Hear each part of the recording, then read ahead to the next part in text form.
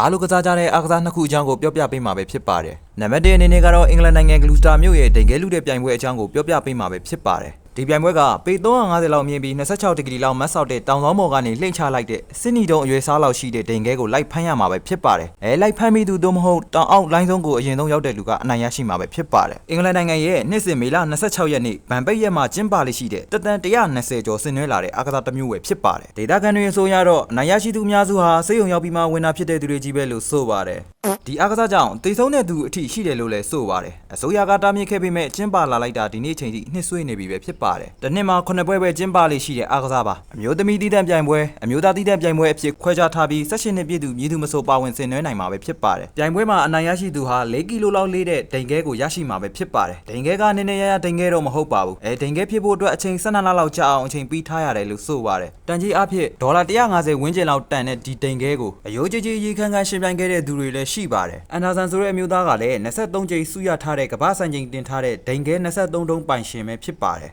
ဒီဒိန်ခဲဟာနှစ်တွေကြာလို့မှုတက်ရင်တော့ပိုစားကောင်းတယ်လို့ဆိုပါတယ်2023ခုနှစ်ဒိန်ခဲလူပွဲမှာလဲဒဲလာနီဆိုတဲ့အမျိုးသမီးဟာတောင်ဆောင်တဝက်ကနေဟန်ပြက်ပြုတ်ကြပြီးနိုင်ရိုးနှချောင်းနဲ့အရှိသွားတစ်ချောင်းကျိုးသွားခဲ့ပါတယ်ဒီမဟာဆေးရုံမှာ6နာရီလောက်တတိလစ်နေခဲ့တယ်လို့ဆိုပါတယ်တတိပြန်လဲလာမှတူမအနိုင်ရရှိကြောင်းကိုသိရလို့အလွန်ဝမ်းသာခဲ့တယ်လို့ဆိုပါတယ်ဒီအားကစားဟာအန်ဒီများပေမဲ့အနိုင်ရရှိသူဟာဂုံတိတ်ခါပိုင်းအရာရဲရင်မှုတတိရှိမှုတို့ပါအစ်စ်ရတာပါမာဂုံကိုလည်းရတယ်လို့ဆိုပါတယ်23ချိန်စုရထားတဲ့အန်ဒါဆန်ဆိုတဲ့အမျိုးသားဟာဘလောက်မာဂုံကိုပိုင်ဆိုင်ထားသလဲဆိုရင်သူခန္ဓာကိုယ်နေရာတချို့မှာစတိပြားတွေခံထားရတဲ့အထိပါပဲလူကြီးမင်းတို့လည်းဒီအားကစားနည်းကိုစိတ်ပါဝင်စားရင်အ ਨੇ ဆုံးအပိုသွားနှချောင်းလောက်တော့ဆောင်သွားဖို့အကြံပြုချင်ပါတယ်နောက်တစ်ခုကတော့ဖင်လန်နိုင်ငံရဲ့33နှစ်တာတသန်းရှိသေးတဲ့ချန်ပီယံရှစ်အားကစားအကြောင်းပဲပြောပြပေးမှာပဲဖြစ်ပါတယ် Wife Carry Championship ပြိုင်ပွဲပဲဖြစ်ပါတယ်ပြိုင်ပွဲဝင်မျိုးသားတွေဟာသူတို့ရဲ့ဇနီးဖြစ်သူကိုထမ်းပြီးတော့မီတာ250လောက်ဝေးတဲ့အတားစီးတွေများစွာရှိတဲ့လမ်းကြောင်းကနေပြေးရမှာပဲဖြစ်ပါတယ်အစည်းကမ်းသတ်မှတ်ချက်အရအမျိုးသမီးဟာပေါင်ချိန်108ပေါင်အနည်းဆုံးရှိရမှာပဲဖြစ်ပါတယ်ဒီအားကစားကိုအိမ်တောင်တွေပါဝင်ကြတာဖြစ်တဲ့အတွက်